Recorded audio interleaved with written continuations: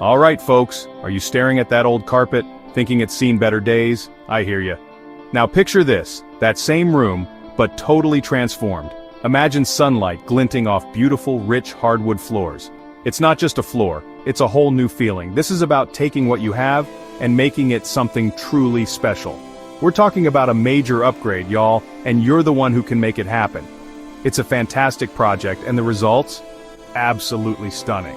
Let me tell you, swapping out carpet for hardwood, it's like night and day. The whole ambiance of the room just lifts. It feels cleaner, looks bigger, and oh boy, does it add value to your home. That's a big one. Buyers love hardwood. It's timeless, it's elegant, it says quality. This isn't just a cosmetic change. It's an investment in your home's future and your everyday happiness. You walk in, and it just feels good. That's the power of a great floor. Now, I know what some of y'all might be thinking. Chip, that sounds expensive. And sure, hiring pros can cost a pretty penny. But here's the kicker. Doing it yourself? That slashes the cost way down. We're talking serious savings, folks. You get that high-end look without the high-end price tag. It takes a little elbow grease, sure.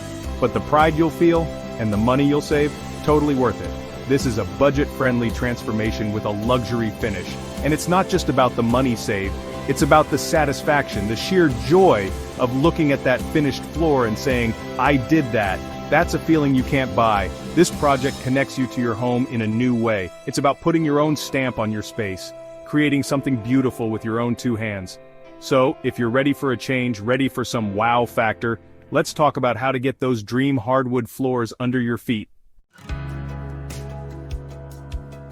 First things first, good planning is key to any successful project. You wouldn't build a house without a blueprint, right? Same goes for your floors. Grab a tape measure, folks. You need to measure your room carefully. Length times width gives you the square footage. Write it down, then measure it again just to be sure. Accuracy here will save you headaches later. Knowing your space inside and out is the first step to a flawless floor. This helps you figure out exactly what you're working with. Once you've got your measurements, it's time to calculate materials. For hardwood, always add about 10 to 15% extra for waste. This covers cutting mistakes or tricky angles. You don't want to run out of wood mid-project. That'd be a real bummer. Think about underlayment too, if your flooring needs it. And don't forget nails or staples. Making a good list of all your materials before you shop will keep you on track and on budget. It's all about being prepared, y'all. Now for the fun part, choosing your hardwood. There are so many options out there, even on a budget. Engineered hardwood is a great choice. It's durable and often more affordable than solid hardwood. You can also find fantastic deals on pre-finished pine or oak. Consider the style you want. Light woods make a room feel airy. Dark woods add drama and warmth. Think about your lifestyle too. If you have kids or pets, you'll want something tough that can handle some wear and tear. And what about tools? You don't need a giant workshop, I promise. For most DIY hardwood jobs, you'll need a few key players.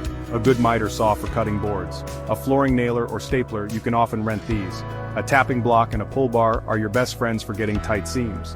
A level, a chalk line, a pry bar, and of course, safety glasses. Gather these up before you start. Having the right tools makes the job smoother and safer. All right, time to say goodbye to that old carpet. This is where the real work begins, but it's also super satisfying. Start by clearing the room completely.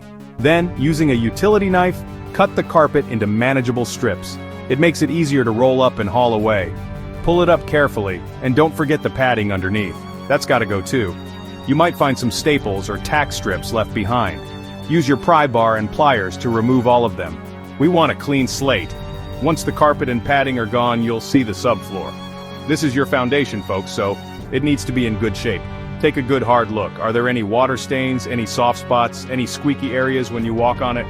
Now is the time to address these issues. Don't just cover them up. A little detective work here goes a long way. This inspection is crucial for a long-lasting, beautiful hardwood floor. It's the bones of your project. If you find any problems, don't panic. Most subfloor repairs are pretty straightforward. Loose plywood sheets can be screwed down to eliminate squeaks. Small damaged areas can often be patched with a new piece of plywood. Make sure it's the same thickness as the existing subfloor. If you see signs of significant water damage or rot, you might need to call in a pro for advice. But for minor fixes, you've got this. A solid, sturdy subfloor is non-negotiable for a great hardwood installation.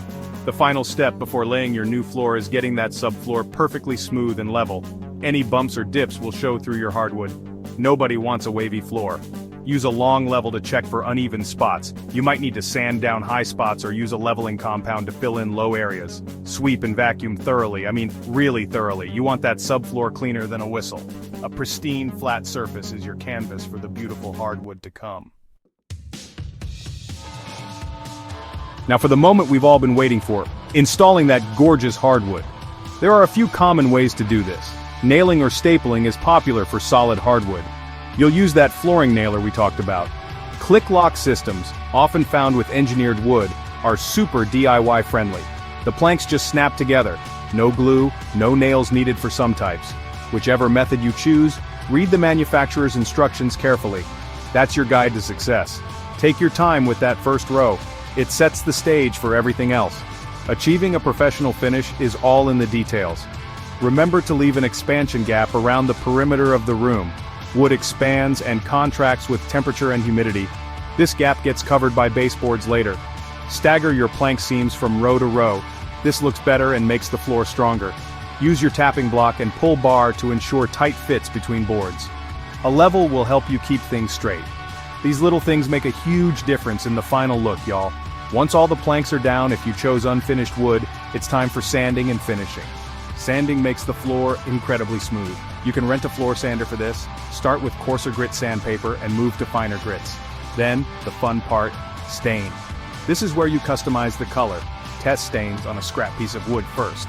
After staining, you'll apply a sealant like polyurethane. This protects your floor from scratches and spills. Multiple thin coats are better than one thick one. And finally, keeping that beautiful new hardwood floor looking its best. Regular sweeping or vacuuming with a soft brush attachment is key. Clean up spills right away. Use felt pads under furniture legs to prevent scratches. Place mats at entryways to trap dirt. Every few years you might want to apply a fresh coat of finish to keep it gleaming. With a little care, your DIY hardwood floor will bring you joy and add value to your home for many, many years. You did it.